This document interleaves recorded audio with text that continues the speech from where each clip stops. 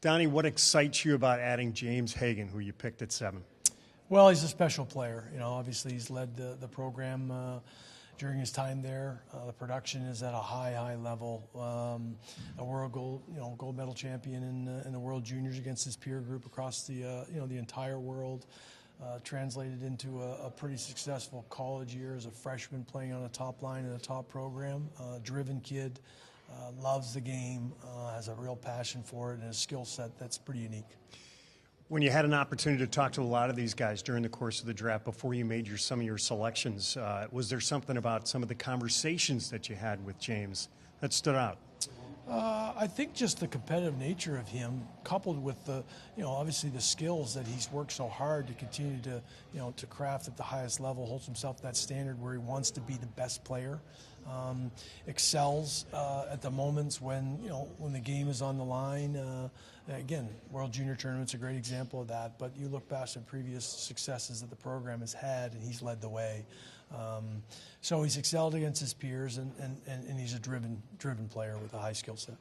When the draft board was kind of working its way through to number 7, what were some of the things that maybe you were pondering when it came to be your choice and the Bruins around the clock? Ultimately, you sort of know where those top 10 players are, whether somebody's going to jump in and make a trade to get in and be very target specific. You always wonder if that upsets the general course of what you think is going to happen. We felt at 7, based on the calls we were getting to potentially move back, that we were in a pretty good spot, that we were going to get, in our opinion, one of the 3 players that we had targeted. Is there something about his skill set that really helps the Bruins organization? Well, right now he's played center. He drives possession and offense. Maybe this year at BC, losing a couple of high-end players, that he'll look to score a little bit more rather than distribute, because he has the ability to do both. And sometimes that's a transition into being a little more selfish mindset that all scorers have and need. But he's capable of doing both. He's got a sneaky, really good shot. So we're looking for that next level and next layer in his game that he'll recognize, because he is an elite passer. He sees the game really well. He wants the puck in his stick all the time. Now he's just got to continue to build strength, and we'll get a good look at that at development camp and move forward. Because he was a local guy playing in BC and playing in Chestnut Hill, how much did that help you and your evaluation process? Yeah, I mean, again, our guys are across the globe, so they'll see guys play in every different situation and setting. You're fortunate that you have a few of our draftees there. You have people that you have knowledge of. You get to know the player a little bit better. All those little variables help you make a decision, the most informed decision you can make.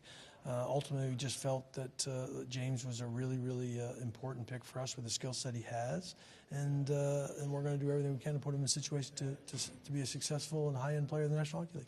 Last thing, Donnie, your old D partner Ray Bourque mentioned in 1979 when he was picked in the first round, he was working at hockey school. You had to head off the ice to take a phone call. What do you remember about you getting picked back in 1984? Well, I was sitting in St. Stephen, New Brunswick in my house, and the draft was more about a radio and let's put it this way, Judd.